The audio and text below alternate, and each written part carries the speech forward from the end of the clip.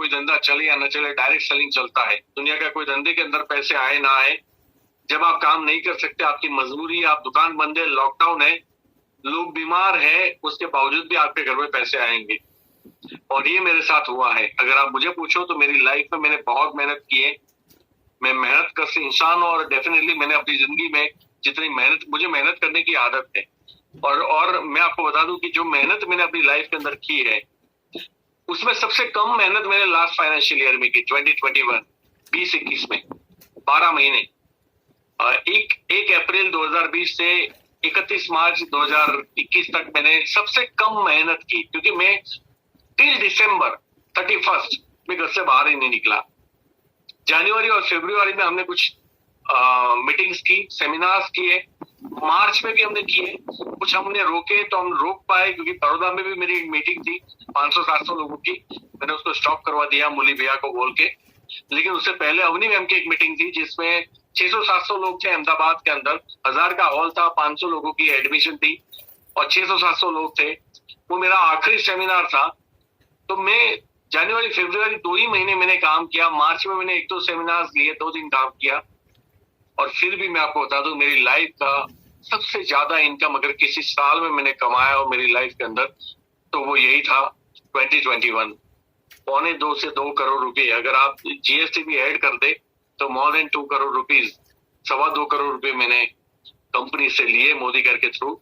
और 1.25 करोड़ मेरी gross income है, जो इस बिजनेस की हमारे अकाउंट में जो ट्रांसफर करते हैं, तो 1 करोड़ 73 लाख के आसपास है, जो मेरी लाइफ की सर्वोच्च इनकम थी। लास्ट ईयर मेरी 1 करोड़ 67 लाख थी।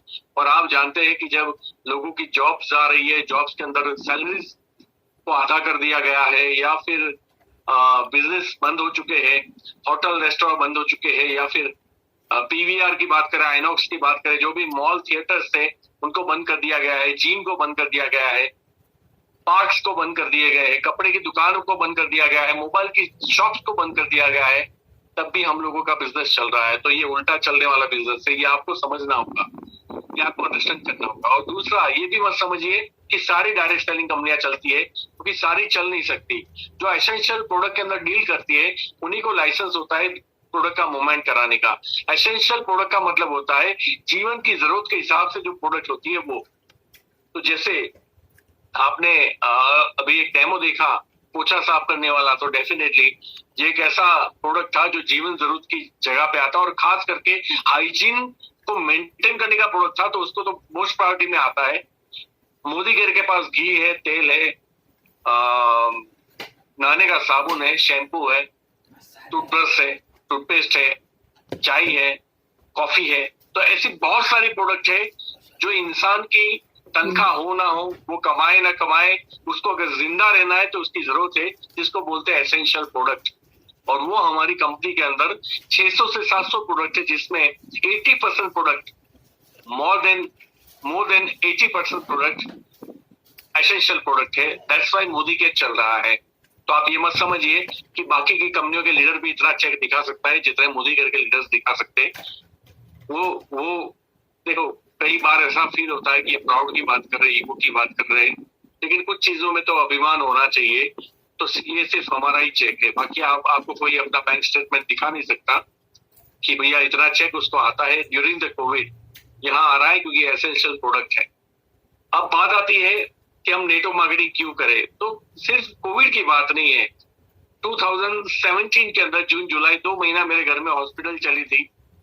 मेरा कुछ एक माइनर ऑपरेशन हुआ था, वाइफ को एक फ्रैक्चर हुआ था पैरों के अंदर, और during that 2 months we have earned 20 lakh rupees, 20 lakh रुपए से ज्यादा हमने कमाए थे वो 2 महीने के अंदर। 2017 की बात कर रहा हूं मैं आपको, जब बारिश आई थी, पहाड़ भर गई थी, पानी थे, और यहाँ पे क्रोकोडाइल्स बाहर आ चुके थे पानी के अंदर, और दैट टाइम भी हमने 12-13 लाख रुपए कमाए थे। जब 2019 में मेरे पापा एक्सपायर हुए और मैं सिंगापुर मलेशिया था, और 20 तारीख को मैं आया, मतलब पूरा महीना मैंने फरवरी 2019 काम नहीं किया, तब भी मेरा चेक 13 से 14 लाख रुपए था। मैं आपको ये डायरेक्टली इनडायरेक्टली समझाना चाहता हूँ कि आपके बिजनेस में पैसा होगा, आपकी नौकरी में पैसा होगा, लेकिन हमें एक बार ये जरूर सोचना चाहिए कि कल अगर मैं इस दुनिया में नहीं हूँ तो जो मेरे बीवी बच्चे आज शांति से मतलब बड़े आराम से सो रहे हैं, 2-3 बजे हम देखते हैं तो कितने आराम से सोते हैं निश्चिंत होके, तो उनको पता है कि जो करने वाला है वो तो जिंदा है अभी। अगर हम नहीं रहे इस दुनिया के अंदर तो उनके बारे में कौन सोचेगा। और दैट्स वाई आज अगर ड्यूरिंग द कोविड सबसे बड़ा रीजन है मोदी केयर करने का, तो वो वही है कि पैसिव इनकम देता है। एक बार नेटवर्क बनाओ, हाँ इनिशियल स्टेज में आपको इनकम नहीं देता, वो तो जब मेरे दोस्त है डॉक्टर चेतन लखानी साहब जिन्होंने एमबीबीएस किया, तो 4-5 साल एमबीबीएस फिर एमडी किया, फिर 2 साल और लगाए, उनको ये 7 साल में एक भी रुपया नहीं आया, बल्कि उन्होंने अपने पापा से पैसे ले लेके फीस भरी थी। और अगर आज की डेट में एमबीबीएस करना हो और आपके 95 अबव मार्क्स नहीं है, तो डेफिनेटली आपको अगर 70%, 80% के साथ आप एमबीबीएस करना चाहते हो, तो डेफिनेटली आपको पापा से 1 करोड़ रुपए लेने पड़ेंगे। और 1 करोड़ रुपया देने के बाद भी जरूरी नहीं है कि आप 5 साल के बाद 1 करोड़ रुपया कमाने लगे होंगे, नॉट एट ऑल, ये पॉसिबल नहीं है।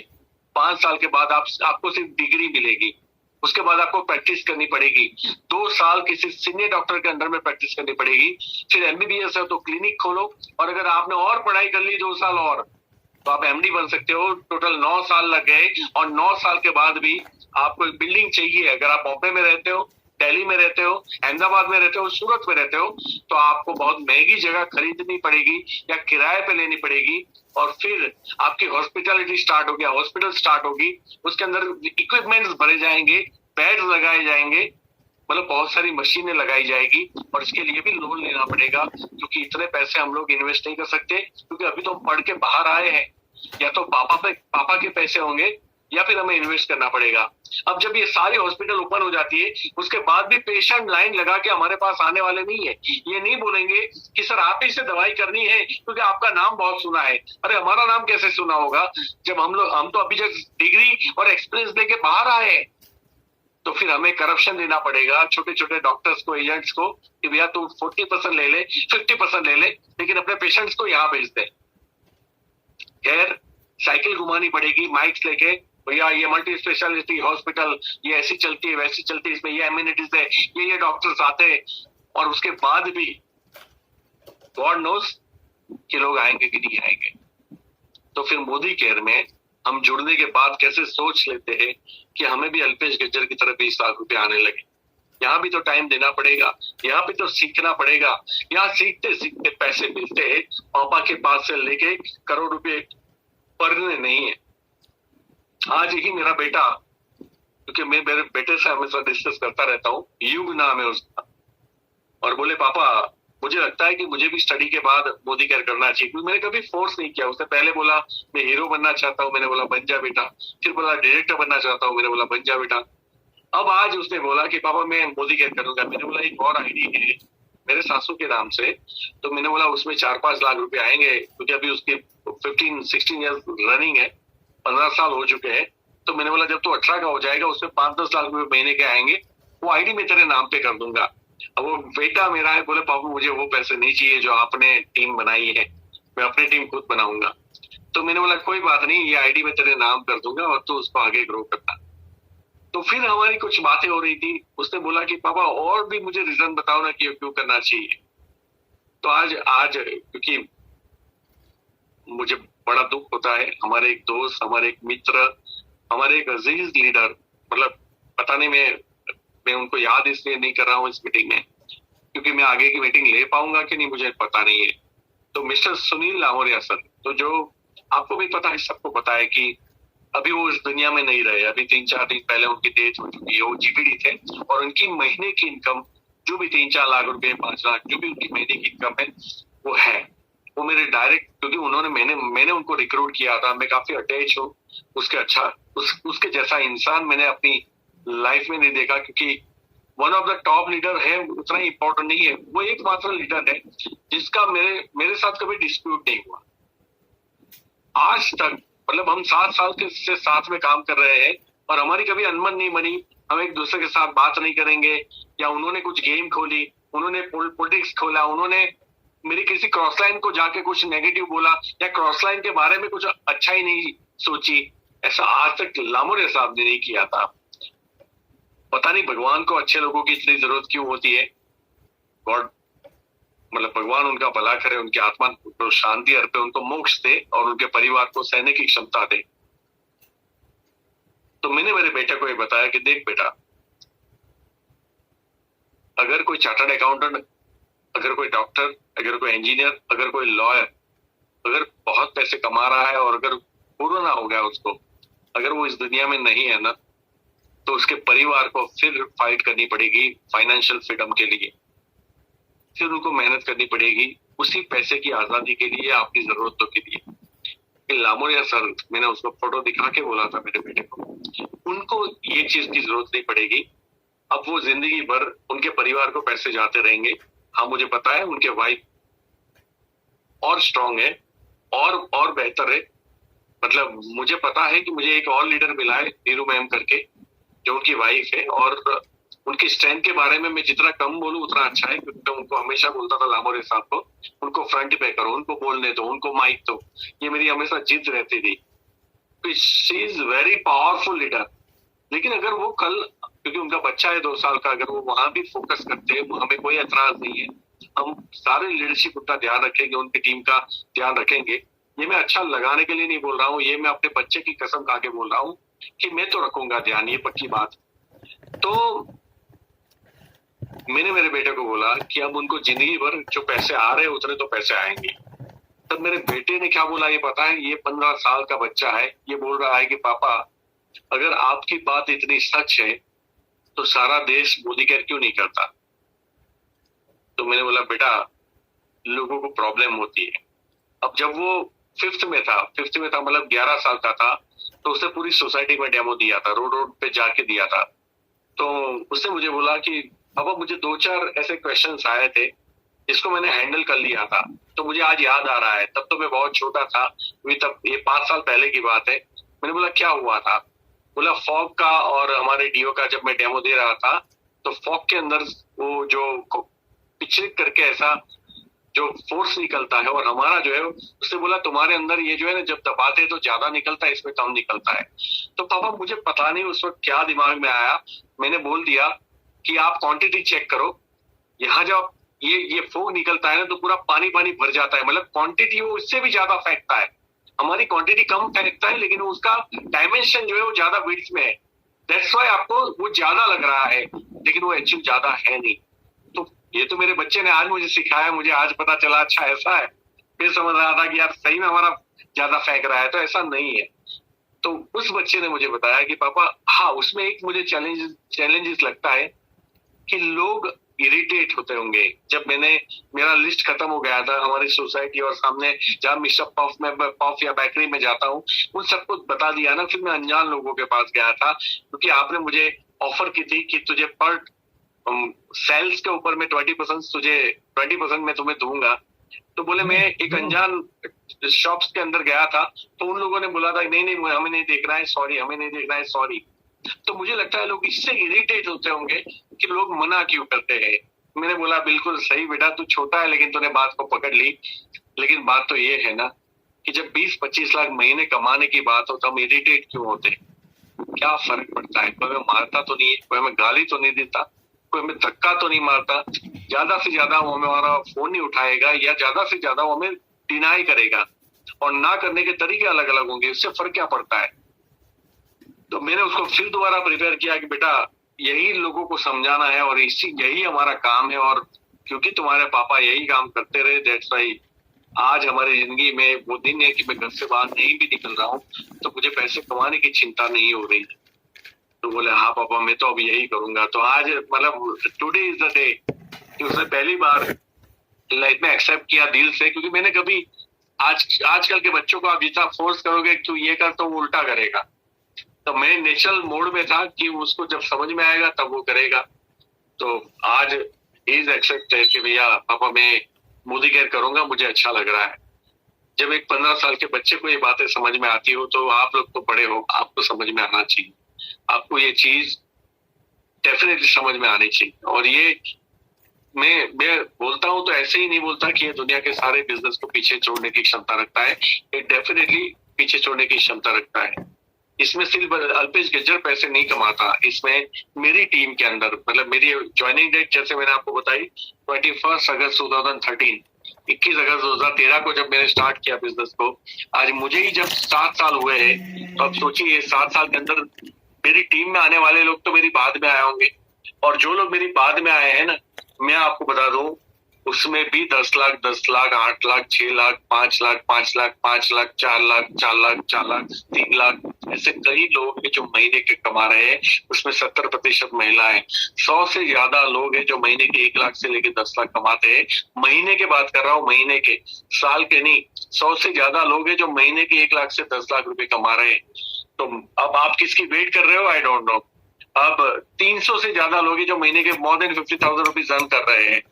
कार्स की बात करें तो मेरी टीम के अंदर 300 से ज्यादा कार्स आ चुके हैं, 300 से ज्यादा कार्स आ चुके हैं, जिसमें 70% महिलाओं ने खरीदी। 1000 लोगों ने फॉरेन ट्रिप अचीव किए, सिर्फ London, Moscow, Turkey, Malaysia, Dubai, Singapore, Bangkok, पता है सिर्फ अल्पेश गज्जर ने अचीव नहीं किया, मेरी टीम से 1000 लोगों ने अचीव किया। वैसे तो 1500 है, लेकिन बाकी के बिकॉज ऑफ कोविड सबको पैसे वापस दिए गए उन अचीवमेंट्स के, कि भैया हम आपको मलेशिया नहीं ले जा सकते, आप 50,000 रुपया आपके वापस ले लीजिए। और ये इकलौती कंपनी है पूरे इंडिया में, जब कर्फ्यू था, जब लॉकडाउन था, तब ये पैसे वापस किए गए थे। एक बार राजस्थान नीमच के अंदर एक मीटिंग लेने गया था, मुझे एक बंदा बात कर रहा था और मिला कि जिस दिन ये पेमेंट आ गया ना, सुनिएगा ध्यान से, मोदी के ने जिस दिन मलेशिया के पैसे दिए ना, और वो मैसेज आया कि 50,000 आपके अकाउंट में जमा हुए, मैंने मेरी वाइफ को बताया कि अब 1 साल तक लॉकडाउन रहेगा ना तो भी चलेगा, खाना खा लेंगे। आपको नहीं पता मेरे दिल में क्या फील हुआ था, क्योंकि उस वक्त पैसे दिए थे जब लोग पैसा देना बंद कर चुके थे, जब लोग कंपनी के अंदर सॉफ्टवेयर कर चुके थे, जब दूसरी कंपनियां लॉगिन लेना बंद कर चुकी थी। और कंपनियां क्या है यार, आज आईपीएल मैच बंद हो गई, 2000 करोड़ का नुकसान है बीसीसीआई का। ऐसी परिस्थितियों के अंदर भी ये कंपनी ने पैसे दिए। आज ट्रैवल फंड, जो हमारा ट्रैवल फंड एक हमारी ऐसी इनकम है जो सिर्फ इकट्ठी होती है, आप उसको ट्रैवल में ही यूटिलाइज कर सकते। मिस्टर मोदी ने, हमारी कंपनी के जो भी फाउंडर है एंड स्पॉन्सर है और जो फाइनेंशियर है, मिस्टर समीर मोदी, उन्होंने ट्रैवल फंड के पैसे, और वो कितने थे आपको बताए, लगभग 40 करोड़, 30 से 40 करोड़ रुपए बांटे गए ट्रैवल फंड के नाम पे, जो कंपनी अपने पास रख सकती थी कि जब माहौल अच्छा होगा हम आपको बाहर लेके जाएंगे। अब 40 करोड़ की जब बात आई डिस्ट्रीब्यूट करने की, तो फाइनेंस डिपार्टमेंट जो होता है, उन्होंने बताया मिस्टर समीर मोदी को, क्या सर आपको नहीं पता, अगर हम मतलब 2-3 करोड़ इसका किराया आएगा, हमारा 2-3 करोड़ रुपया साल का किराया आएगा, आपकी बहुत बड़ी इनकम हो सकती है ये, आप इसको क्यों छोड़ रहे हो। उन्होंने बोला नहीं, ये पैसा मुझे चूकता है। फिर फाइनेंस वाले, क्योंकि उनका काम होता है कंपनी का प्रॉफिट के ऊपर नजर रखना, उन्होंने दोबारा बोला कि सर नहीं, फिर एक बार सोच लीजिए। उन्होंने दूसरी बार जवाब नहीं दिया, दूसरी बार ये बोला कि मैंने बोल दिया ना कि मुझे चूक रहा है, उसको रिलीज करो। और सबको पैसे वापिस किए गए। इसी कोविड के अंदर जितने मोदी केयर के कंसल्टेंट जो पुराने हैं और जो सुखी है, जो खुशी है उनके अंदर, मुझे नहीं लगता कि और किसी भी कंपनी के अंदर, जहां सैलरी काट दी गई है, जहां लोगों को रिमूव किया गया है या आधी कर दी गई है सैलरी, या टॉर्चर किया जाता है कि तुझे करना है तो कर, मत करना है तो मत कर, हमें जरूरत नहीं है, या मैं क्या करूं, मेरी दुकान बंद है, मैं कैसे तुझे सैलरी कर सकता हूं। ऐसे माहौल में मोदी कहते लोगों को पैसे दिए। तो ये है मोदी के एक्चुअली, ये पान विलास, पंडू गोली, 24/7, Indofil limited, Godfrey Phillips India, urban colour bar cosmetics, ये सारी ब्रांड मिस्टर मोदी की है और इस मोदी ग्रुप से हम बिलोंग करते हैं। इनकी कोर वैल्यूज है, जितनी टाटा की कोर वैल्यूज के बारे में आप जानते हो ना, मुझे लगता है उससे भी strong core values Modi group की है। मोदी ग्रुप के जो फाउंडर है राय गुजरवल मोदी, उनको पद्म भूषण अवार्ड मिला था, जो मिस्टर समीर मोदी के दादाजी। और अगर आपको और भी जानना है तो आप विकिपीडिया में, गूगल में चले जाइए और मोदी ग्रुप के बारे में जानिए। ये मारवाड़ी ग्रुप है मोदी, और पटियाला में राय गुजरमल मोदी के भी पापा, मतलब इनके दादा के भी पापा जो है वो फाइनेंस मिनिस्टर हुआ करते, मतलब खजांची जिसे बोलते हैं राजाओं के, वो हुआ करते, क्योंकि तब तो राजा वाला चल रहा था, तब की बात है। तो ये वो जनरेशन है जिन्होंने अपनी पैदाइशी में हमेशा पैसा देखा है।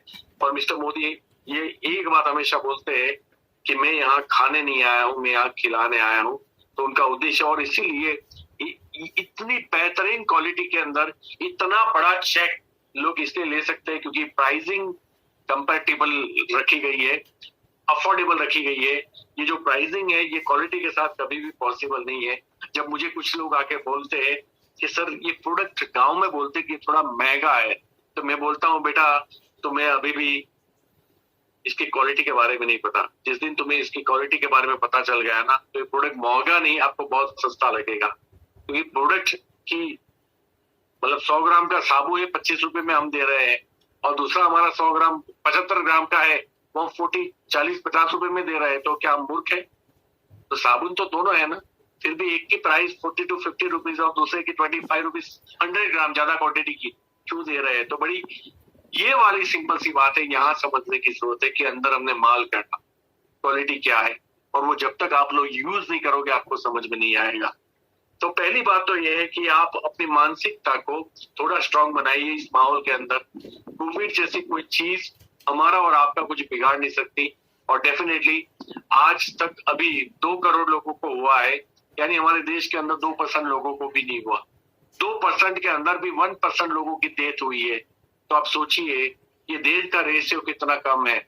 उसके बावजूद भी हम लोग अपना एक माइंडसेट लेके बैठे हुए हैं कि हम मर जाएंगे, हमें हो जाएगा। देखो सेफ्टी हमारे हाथ में है, मरना जीना तो ऊपर वाले के हाथ में है।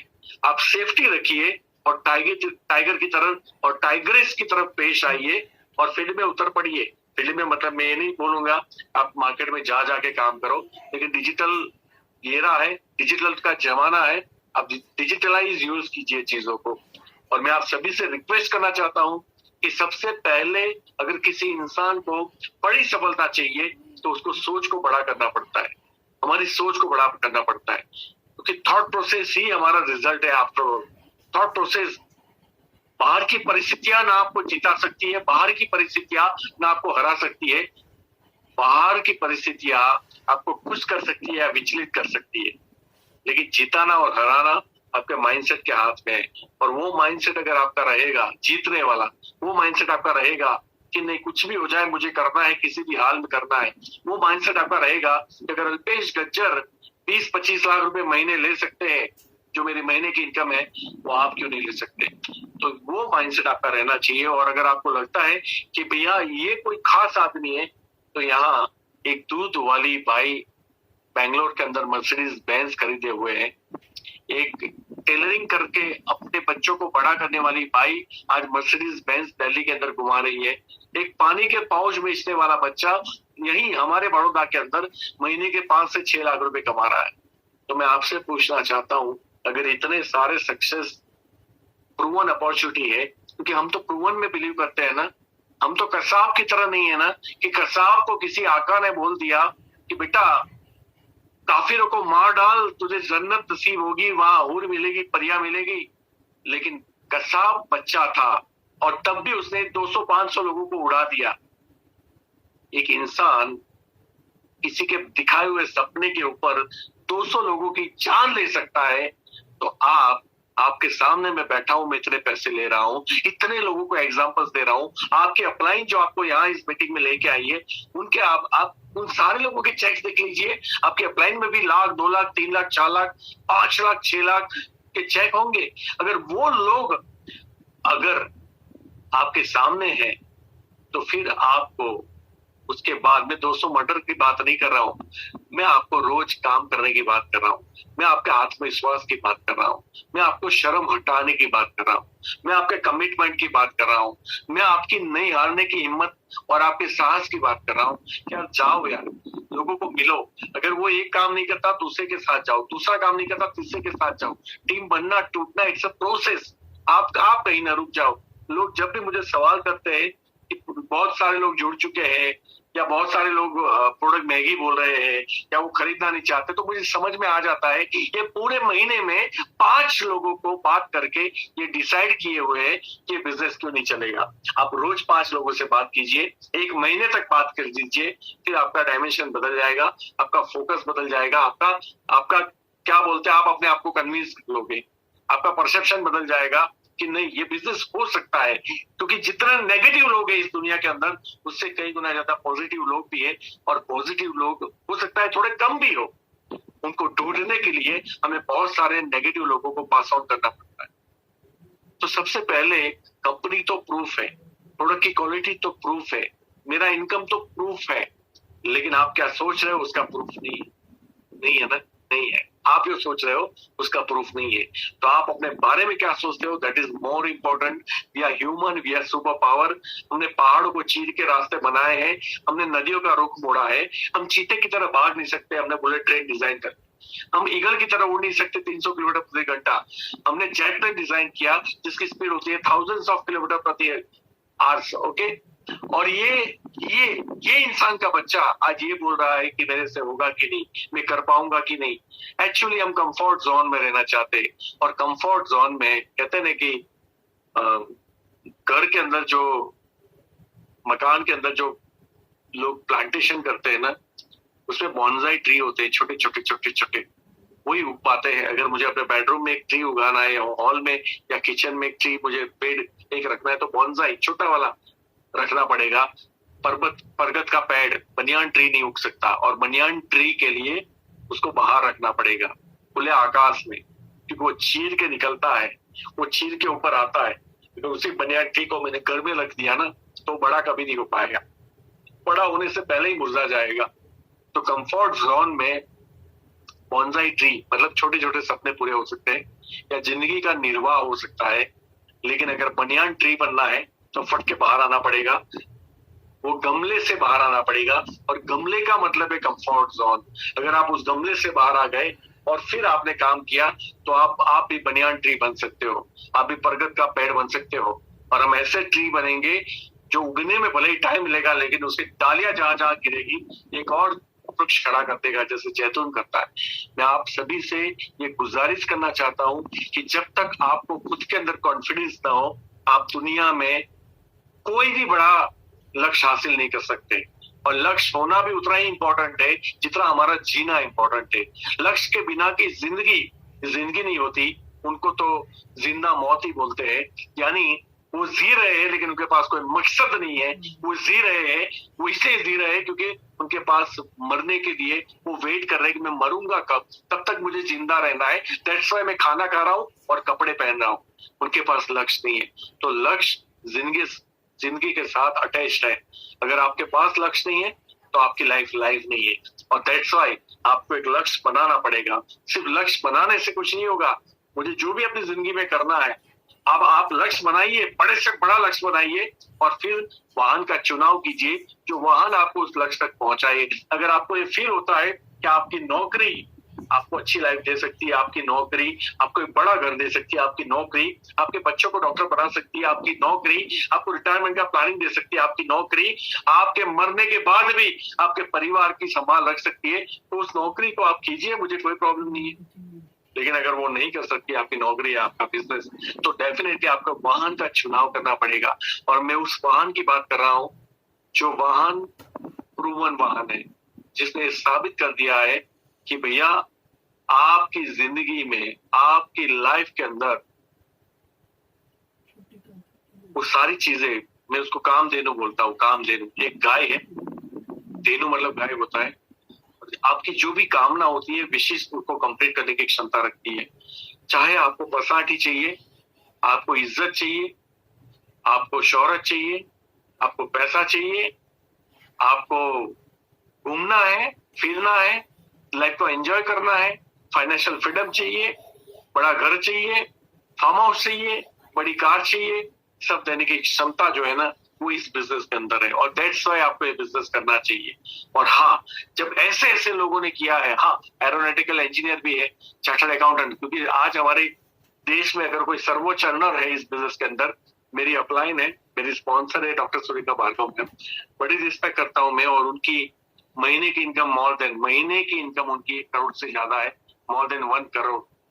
और ये डॉक्टर सुरेखा भार्गव मैम जो महीने के 1 करोड़ से ज्यादा लेते हैं, उनके हस्बैंड चार्टर्ड अकाउंटेंट थे जिन्होंने इस बिजनेस को स्टार्ट किया था, और आज वो इस दुनिया में नहीं है। अगर वो सीए होते तो आपको समझ में आ जाना चाहिए कि आज उनकी इनकम क्या होती, लेकिन सीए होते होते भी उनको समझ में आ गया था कि मुझे इस प्रोफेशन में नेटवर्क बनाना चाहिए।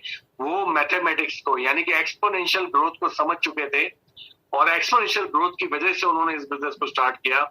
और उनके जब वो बीमार हुए उसके बाद में सुरेखा मैम मार्केट में आई, तब उनकी ऑलरेडी 5 लाख रुपए इनकम थी, और 5 साल तक सुरेखा भार्गव मैम ने उनकी सेवा की, क्योंकि वो 90%, मोर देन 90% पैरालाइज थे, और नर्सिंग घर पे किया उन्होंने खुद किया। 2005 से 2010 तक साल के 60 लाख रुपए उस जमाने में, 2005 में 60 लाख रुपए, यानी यू कैन कंसिडर 6 करोड़ रुपए, अगर आप रियलिटी के साथ आप कंपेयर कर रहे हो तो। साल के आज के 6 करोड़, तब 60 लाख रुपए लगातार 5 साल कंपनी ने दिए। कंपनी ने एक बार भी नहीं पूछा कि सुरेखा मैम आप काम क्यों नहीं कर रही हो। ये है मोदी केयर के एथिक्स, ये है मोदी केयर कंपनी, जिनको मोदी केयर से कंप्लेन होती है ना, ये कंपनी सुन नहीं रही है, कंपनी सोच नहीं रही है। मैं आपसे बताना चाहता हूँ कंपनी ने लोगों के लिए क्या किया है वो आपको आज भी नहीं पता। हम अभी लास्ट रिसेंट जब थाईलैंड गए थे, तो अवनी मैम की टीम के अंदर एक महिला बीमार हुई थी और उनको हॉस्पिटलाइज किया गया। थाईलैंड में हॉस्पिटल में एडमिट करना, आप समझ सकते हो, वहां बात में पैसे लगते हैं, रुपीज में नहीं लगते। तो 2-3-4 लाख रुपए का बिल सीधा फट गया उनका, और उनको 3-4 दिन हॉस्पिटलाइज रहना पड़ा था।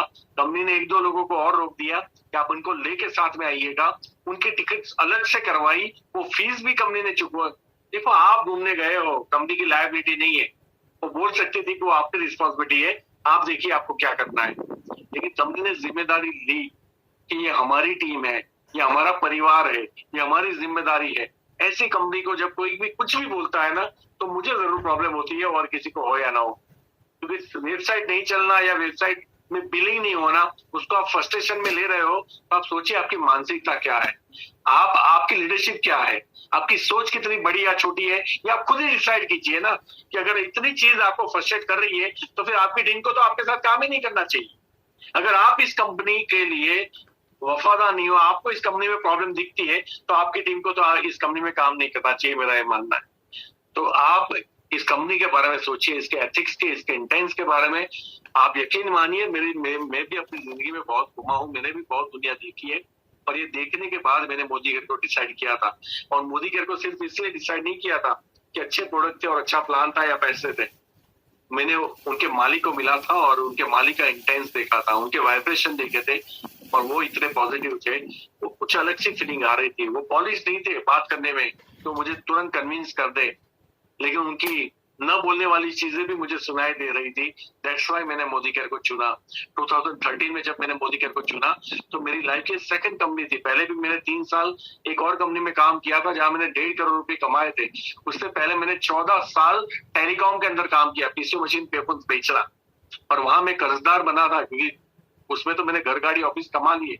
गरीब घर में पैदा होना, 20 साल बिना जूतों के मैंने अपने निकाले लाइफ के अंदर, और जो प्लास्टिक के जूते में पहनता था वो स्कूल के लिए हमें लाए जाते थे, उसको पहन के आप क्रिकेट नहीं खेल सकते प्लास्टिक के जूते से, वो तुरंत टूट जाते हैं, फट जाते हैं। 7 रुपए के जूते आते थे, फीस के पैसे नहीं हुआ करते थे, गेस्ट आते थे, चाय बनाने के लिए पैसे नहीं होते थे, और जूते नीचे से जब सॉल निकल जाता था, हम न्यूज़पेपर डाल के उसके ऊपर चलते थे। 3 किलोमीटर जाना रोज मॉर्निंग दोपहर को, और 3 किलोमीटर आना, वर्सोला से गोठा से फिर नडियाद। ये हमारी लाइफ थी। मैं आपसे ये कहना चाहता हूँ कि किसी भी परिस्थिति में आपकी क्या परिस्थिति है, उससे मुझे आज भी कोई दया नहीं आती किसी के ऊपर, क्योंकि परिस्थिति जितनी बुरी है, इम्तिहान उतनी ज्यादा होगी। और इम्तिहान में जब आप पास हो जाओगे तो कहानी बनेगी। अगर कोई यहाँ अमीर बैठा है इस मीटिंग के अंदर, और अमीर अगर 5 लाख 10 लाख भी कमा लेगा, उसके पास कोई कहानी नहीं होगी, कोई घर तो चल रहा है, कोई प्रॉब्लम नहीं, कोई चैलेंजेस नहीं थे, और उन्होंने इस बिजनेस को समझा और उन्होंने स्टार्ट किया, दैट्स व्हाई वो सफल बने। लेकिन जिनकी कहानी के अंदर ट्विस्ट है कि मुझे प्रॉब्लम और इतनी सारी प्रॉब्लम, उसके बावजूद भी मैंने काम किया। मैंने कितनी मतलब मैंने 1 साल जॉब की, कहीं से उधार लेके बिजनेस स्टार्ट किया। 14 साल के अंदर घर, गाड़ी, ऑफिस सब कुछ था मेरे पास। मैं सुखी आदमी था। 25, 26, 27 की एज में 2 लाख रुपए महीने के कमा रहा था। और फिर हमारा टेलीकॉम जो है वो कॉलेप्स हो गया, क्योंकि पीसीओ मशीन, पेफोन बंद हो गए जब मोबाइल आ गए। और मोबाइल आ गए तो हमारा टर्नओवर जो 7-8 करोड़ का था वो 40-50 लाख पे पहुंच गया। और फिर मैंने स्टॉक मार्केट में जाके, क्योंकि काम करने की आदत थी वो चली गई थी, बॉस बन गया था, तो मैंने शेयर मार्केट को चुना, ट्रेडिंग चुना। और ट्रेडिंग के अंदर मैंने बहुत बड़ा नुकसान किया। मेरी कैपिटल चली गई 25-23 लाख की, और लगभग 1.5 करोड़ रुपए का मैंने कर्जा कर दिया बैंकों से लोन ले लेके। 14 बैंकों ने केस किए, summons, warrant, non available bond. मतलब ऐसे मैंने टीम नहीं बनाई। आज आपके पास एक ही अथॉरिटी, एक ही रिस्पॉन्सिबिलिटी है, सिर्फ टीम बनाना। मेरे पास कर्जे वालों को जवाब देना, कर्जे वालों का टॉर्चर सहन करना, घर चलाना, परिवार को चलाना, और उसके बाद मुझे टीम भी बनाना। और सोर्स ऑफ इनकम कुछ भी नहीं थी। गोल्ड बेचो उधार लो, गोल्ड बेचो उधार लो, बस में घूमो, चलते हुए जाओ प्लान दिखाने के लिए। रात को 2-2, 3-3 बजे स्टेशन पे उतरता था बड़ौदा के बस स्टैंड पे, और चलते में निजामपुरा अपने घर पे आता था। आप सोचिए, ऐसा नहीं है। लोकल ट्रेन में जाता था, फास्ट ट्रेन जाती थी, उसके बाद 1 घंटे के बाद लोकल ट्रेन आती थी। कोई बात नहीं, फास्ट का यहाँ से अहमदाबाद का किराया मुझे आज का याद नहीं है, लेकिन तब की बात कर रहा हूँ 2010-11 की, 38 रुपीज था फास्ट का किराया यहाँ से अहमदाबाद का। और अगर मैं मेमो में जाता हूँ, जो लोकल ट्रेन होती थी, उसका 13 रुपया था। वो बाकी के पैसे बचा के मैं 10 रुपए के चने खाता था और पेट भरता था। लेकिन मैंने कभी भी अपने आप के साथ बेईमानी नहीं की। मैं कसम खा के निकलता था कि मैं रोज 5 लोगों को बिजनेस दिखाऊंगा, चाहे कोई भी हो। अगर वो सिक्योरिटी गार्ड भी मिल जाए मैं उसको दिखा देता था, लेकिन 5 लोगों को बिजनेस दिखाना है। वो हाँ बोले ना बोले मुझे कोई फर्क नहीं पड़ता, क्योंकि मैं भी कई बार हिम्मत हारा था। कई लोग रिजेक्ट करते थे, और इनिशियल स्टेज में पैसा नहीं आता तो डिमोरलाइजेशन नीचे आता है। और दैट्स व्हाई अपलाइन को जाके पूछा, बोले अल्पेश 5000 चिट्ठियां बना ले, 5000 पर्ची बना ले। पर्ची, चिट्ठी मतलब पर्ची, जिसके अंदर नो लिखा हो। जब तुझे कोई मना करे ना, एक चिट्ठी डाल के फेंक देना। मैंने बोला तो फिर क्या फर्क पड़ता है? बोले तेरा कर्जा 1.5 करोड़ का है ना, अगर ये 5000 चिट्ठियां तूने खत्म कर दी, 1,500 का खर्चा खत्म हो जाएगा और तेरे अकाउंट में करोड़ रुपए पड़े होंगे। मुझे मजाक लगा था, लेकिन मैंने डिसाइड किया और मैंने 10,000 चिट्ठियां बनाई। मैं ना सुनने के लिए निकला। ये ना सुनते सुनते सुनते सुनते लोगों को हाँ बुलवाने का तरीका कब मेरे अंदर सवार हो गया मुझे खुद को नहीं पता था। और ये ना सुनते सुनते सुनते, ये भी मैं आपको कसम खा के बोलता हूँ कि आज तक मैंने 5,000 ना नहीं सुनी। उसके बावजूद भी मेरे अकाउंट के अंदर सिर्फ मोदी कैसे 10 करोड़ आए। वो अगर ऐड कर दूं 1.5 करोड़ तो 11.5 करोड़ मैंने डायरेक्ट सेलिंग से 10 साल में कमाए। तो नाम में तो जादू है, आप भी ना सुनिएगा। और नहीं चलता वो तो आप जब एमबीबीएस करते हो ना तब भी चेक नहीं आता। वो तो आप जब ग्रेजुएशन करते हो तब भी चेक नहीं आता। आप जब इंजीनियरिंग करते हो तब भी चेक नहीं आता। आप जब एलएलबी करते हो तब भी चेक नहीं आता। पढ़ाई के अंदर चेक नहीं आता। तो जब आप टीम बना रहे हो, टीम टिका रहे हो, लोगों को प्रोडक्ट का नॉलेज रहे हो, प्रोडक्ट का नॉलेज आप शेयर कर रहे हो, तब हो सकता है कि भैया ये प्रॉब्लम आए आपकी लाइफ के अंदर। तो जब तक किसी भी चीज में आप महारत हासिल नहीं करते ना, तब तक मुझे ये लगता है कि पैसे मिलने नहीं चाहिए। अगर मेरे घर में मुझे कुक हायर करना है तो मैं वो कुक एक्सपर्ट है कि नहीं देखूंगा।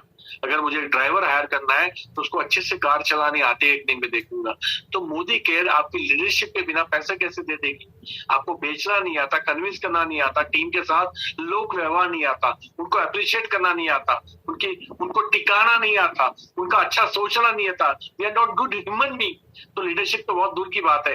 ये चीजें जब हमारे अंदर आएगी तब जाके हमें पैसा मिलेगा। जब तब टीम बनेगी, तब टीम टिकेगी, तब टीम काम करेगी, और तब टीम के सपने पूरे होंगे। हमारे नहीं, टीम के सपने पूरे होंगे तो हमारे अपने आप होने वाले। तो लोगों के बारे में सोचना स्टार्ट कर दीजिए। बिजनेसमैन एटीट्यूड, बिजनेसमैन मेंटालिटी, छोटी सोच और पांव की मोच इंसान को आगे नहीं बढ़ने देती। 10 रुपये 20 रुपये, मुझे ये समझ में नहीं आता लोग पैसे क्यों बचाते हैं। पैसे कोई बचाने की चीज नहीं है। लोग घर में लाइट अगर ऑन है तो चिल्लाएंगे, अरे बिजली किसने ऑन कर दी, ये कैसे हो गया, ये आप बिगाड़ते क्यों हो, या आप खाना क्यों नहीं बिगाड़ते, आप ये क्यों बिगाड़ते हो। देखो पानी जो है वो सोर्स है, चीजें मैं मानता हूँ कि बिजली सोर्स नहीं है, बिजली आज फ्री में मिल रही है, धूप से बिजली मिल रही है हमारी, तो बिजली आप जला सकते हो, वो कोई नेचुरल सोर्स नहीं रहा आज के डेट में। लेकिन पानी नेचुरल सोर्स है, आप बचाइए। खाना नेचुरल सोर्स है, आप बचाइए। लेकिन अगर अंधेरे में बैठे क्योंकि मेरा बिजली बिल ज्यादा ना आ जाए, 500 रुपया आया, ओ माय गॉड, 700 रुपया आया, 1000 रुपया आया, मुझे बड़ा अजीब सा लगता है। पैसे बचा बचा के मैंने दुनिया में किसी भी इंसान को आज तक अमीर बनते हुए नहीं देखा। पैसे कमा कमा के अमीर बनते हुए बहुत सारे लोगों को देखा है। पैसे बचा बचा के मैंने आज तक किसी को अमीर बनते हुए नहीं देखा है। पैसे कमा कमा के बहुत सारे लोगों को अमीर बनते हुए देखा है। और दैट्स व्हाई मैं आप सभी लोगों को बोलना चाहूंगा कि पैसे कमा के अमीर बनिए, पैसे बचा के अमीर नहीं बना जा सकता। और कमाने की जहां तक बात है तो आपको कंफर्ट जोन से बाहर निकलना पड़ेगा, आपकी सोच को बड़ा करना पड़ेगा, आपको बिजनेसमैन एटीट्यूड आपके अंदर डालना पड़ेगा। और बिजनेसमैन एटीट्यूड जब आपके अंदर आ जाएगा ना, फिर दुनिया की कोई ताकत आपको नहीं रोक सकती। जिसको बोलते हैं इन्वेस्टमेंट मेंटालिटी, पैसे बचाओ मत, ये लेके गया, वो लेके गया, ये चाय पी के गया, ये नाश्ता करके गया, ये गरीब लोगों की सोच है। और गरीबी ही देती है, गरीब सोच गरीबी देती है, अमीरी सोच अमीरी देती है। और अमीरी सोच के अंदर हमारा व्यवहार भी अमीरी होना चाहिए। मैं कितने कर्जे में वो इम्पोर्टेंट नहीं है। हमारी टीम में एक महिला आई थी, फाइनेंशियल क्राइसिस है उनके लाइफ में, लेकिन फिर भी उन्होंने बोला कि हमारे जो बॉस है ना, वो जो कहीं जॉब करती है, हमारे जो बॉस है ना, वो हमें उन्होंने दिवाली के ऊपर बोनस नहीं दिया, लेकिन जो सिक्योरिटी गार्ड्स खड़े रहते हैं ना नीचे, मैंने अपनी तनख्वाह से उन लोगों को 500 रुपए दे दिए। मुझे सैल्यूट करने का मन हुआ। That is called businessman mentality. ये होना चाहिए। अगर जिन लोगों के अंदर ये चीज होती है ना, उनको दुनिया में कोई रोक नहीं सकता, ये मेरी गारंटी है। यही एटीट्यूड डिसाइड करता है। उनको फिक्र नहीं है अरे 500, 1000, 2000 बचा के हम करेंगे क्या। अरे लाइफ में जब लाखों करोड़ों की प्रॉब्लम है, तब भी हम 500 के बारे में क्यों सोचते हैं। तब हमें लाखों करोड़ों के बारे में ही सोचना चाहिए। तो आइए मिलके इतिहास रचिए। प्लीज बिलीव इट, आप कर सकते हो। जहां पे आप आज हो वो मेरा कल था, और जहां मैं आज हूं वो आपका कल हो सकता है। तो ना मेरे आगे सींग है, ना मेरे पीछे पूंछ है। मैं आपके जैसा इंसान हूं, और जितने भी लोग मेरे बाद आपके साथ बात करने वाले हैं, उनकी भी लाइफ में सेम है। तो आप, क्योंकि अगर एक चिड़िया उड़ती है तो सारी चिड़िया उड़ती है। एक कोबरा अगर किसी को डसता है और इंसान का मरना निश्चित है, वो कोबरा पाकिस्तान का हो, ऑस्ट्रेलिया का हो, अमेरिका का हो या इंडिया का हो, इंसान का मरना निश्चित होता है। एक जैसे ही गुण होते हैं। एक शेर अगर शिकार करने की क्षमता रखता है तो सारे शेर शिकार करने की क्षमता रखते हैं। एक मछली अगर तैर सकती है तो सारी मछलियां तैरती है। वैसे एक इंसान अगर जीत सकता है तो सारे इंसान जीत सकते हैं। बस सोचने में कमी हो जाती है, एफर्ट्स में कमी हो जाती है, कंफर्ट से बाहर निकलने में कमी हो जाती है, लोक व्यवहार में कमी हो जाती है, या फिर बिजनेसमैन एटीट्यूड नहीं होता उसके अंदर। तो कहीं ना कहीं कुछ ना कुछ छोटी छोटी चीजें होती है जहाँ वो इंसान हार जाता है और उसको लगता है कि उसमें अलग बात है। वो अलग बात नहीं होती। अगर इन सबने परमपिता परमेश्वर ने एक जैसा बनाया है तो मैं और आप भी एक जैसे ही है। फर्क इतना है कि जब लोग आईपीएल मैच देखते थे, हमने डेमो किट उठाई और डेमो किए। जब लोग सैटरडे संडे एंजॉय करते थे, हमने अपना कर्म का धर्म निभाया और हमने काम करना स्टार्ट रखा। लोग जब लाइफ के अंदर एंजॉयमेंट के साथ खर्राटे मार के सोते थे 8-8, 10-10 घंटे, हम ट्रैवल भी करते थे और लोगों से मिलते थे। मतलब कहीं ना कहीं हमने इसकी कीमत चुकाई है। और अगर वो कीमत आप चुकाओगे तो आपको नहीं, आपकी आने वाली पीढ़ी को भी शांति हो जाएगी, और वो भी बड़े आराम से सुख चैन के साथ निश्चितता के साथ जिएंगे। तो anyway, God bless you all. मैं नेक्स्ट टाइम जब बुधवार की ट्रेनिंग लूंगा, एक पीपीटी के साथ ट्रेनिंग लूंगा, और वो आपको बेसिक ट्रेनिंग होगी जिसमें जितने भी नए लोग हैं उनको काम कैसे करना है। तो नेक्स्ट बुधवार मेरी ट्रेनिंग विथ पीपीटी रहेगी। तो आप लोग नोट पेन लेके आइएगा। मैं आपको हाउ नहीं सिखाऊंगा, आपको वाई नहीं सिखाऊंगा, हाउ सिखाऊंगा। मोदी केयर क्यों करना है ये बातें नहीं करूंगा, मोदी केयर कैसे करना है ये बात करूंगा। तो अगले बुधवार हम लोग मिलते हैं। Thank you so very much Raj Tata साहब, मुझे इन्वाइट करने के लिए आप लोग ग्रुप में। And thank you so very much आपकी पूरी टीम को। और आगे का सेशन प्लीज आप संभालिए। Thank you so much. जय हिंद।